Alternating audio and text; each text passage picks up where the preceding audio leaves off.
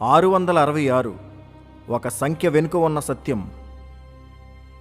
666 ఒక చిన్న సంఖ్య, కేవలం 3 అంకెలు. కానీ ఈ 3 అంకెలే శతాబ్దాలుగా అనేక మందిని భయపెట్టాయి, మరికొందరిని తప్పుదారి పట్టించాయి. తప్పుడు బోధకుల హంగులు. నేటి కాలంలో అనేక బోధకులు, పాస్టర్లు, యూట్యూబ్ గురువులు ఈ సంఖ్య గురించి రకరకాల ఊహలు చెబుతున్నారు. ఇది కంప్యూటర్ కోడ్ అని కంప్యూటర్ వచ్చిన మొదట్లో భయపెట్టారు. తరువాత మెదడులో చిప్ పెడతారు అని కొన్నాళ్ళు, దాని తరువాత ఆధార్ కార్డు పాస్పోర్ట్ నెంబర్లో ఉంది అని ప్రచారం చేశారు. అదీ కాక బార్కోడ్లో దాగి ఉంది అని భయపెట్టారు. ఈ విధంగా చెప్పడం వలన క్రైస్తవ సమాజం భయంతో వణికింది. ప్రేమ కన్నా అనుమానం పెరిగింది. ఆలోచన లేకుండా మాయమాటలు నమ్ముతుంది. కానీ దేవుని వాక్యం ఏమంటుంది?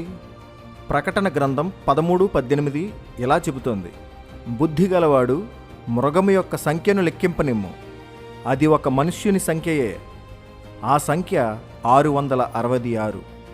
ఇక్కడ స్పష్టంగా ఒక మనిషి సంఖ్య అని చెప్పబడింది. అది యంత్రం కాదు, కోడ్ కాదు. ప్రకటన గ్రంథం యొక్క స్వభావం. ప్రకటన గ్రంథం సాధారణ చరిత్ర పుస్తకం కాదు. ఇది ఒక రూపక గ్రంథం, ఎపోకాలిప్టిక్ రైటింగ్. దీనిలో యోహాను గారు అప్పటి సంఘటనలు, భవిష్యత్తులో జరిగే సంగతులు, ఆత్మిక లోకంలోని దృశ్యాలను రూపకాల భాషలో వర్ణించారు. దీనిని అక్షరాలా చదివితే భయం వస్తుంది, రూపకంగా చదివితే సత్యం తెలుస్తుంది. చరిత్రను తిరిగేయండి. ఆ కాలంలో రోమన్ సామ్రాజ్యంలో ఒక క్రూరమైన చక్రవర్తి ఉన్నాడు. అతని పేరు నీరో సీజర్. అతడు క్రైస్తవులను హింసించి చంపాడు.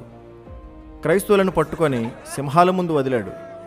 కొంతమందిని కట్టేసి నూనె పోసి రాత్రిపూట దివ్వెల్లా కాల్చేశాడు.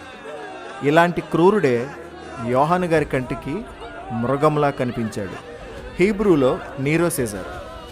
యోహాను రాసిన భాష హీబ్రూ, గ్రీక్. ఆ భాషల్లో ప్రతి అక్షరానికి సంఖ్య విలువ ఉంటుంది. నెరాన్ కైసర్ అనే పేరు హీబ్రూలో ఇలా లెక్కించబడింది: నన్ 50, రెష్ 200, వావ్ 6, నన్ 50, కోఫ్ 100, షెమెక్ 60, రెష్ 200, మొత్తం 666.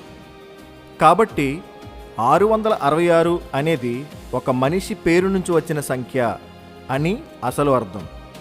అందువలన 666 అనేది చిప్ కాదు, కంప్యూటర్ కాదు, బార్కోడ్ కాదు. అది ఒక హెచ్చరిక, ఒక చక్రవర్తి యొక్క గుర్తు. అప్పుడు ఉన్న క్రైస్తవుల కష్టాలను గుర్తు చేసే చారిత్రక సంకేతం. ప్రతి విషయానికి భయం కాదు, దేవుని ఆత్మతో ధైర్యంగా ఉండాలి. ప్రకటన గ్రంథాన్ని అర్థం చేసుకోవడమే కాదు, దానిలోని యేసుక్రీస్తు విజయాన్ని గుర్తించాలి. భయం కాదు, విశ్వాసం కావాలి. ఊహలు కాదు, వాక్యంపై లోతైన అవగాహన కావాలి. కాబట్టి 666 మృగం కాదు, అది చరిత్రలో ఒక మానవుడు. బైబిల్ అర్థం చేసుకుంటే భయం తొలగుతుంది. అర్థం లేకుండా నమ్మితే మోసమే మిగులుతుంది.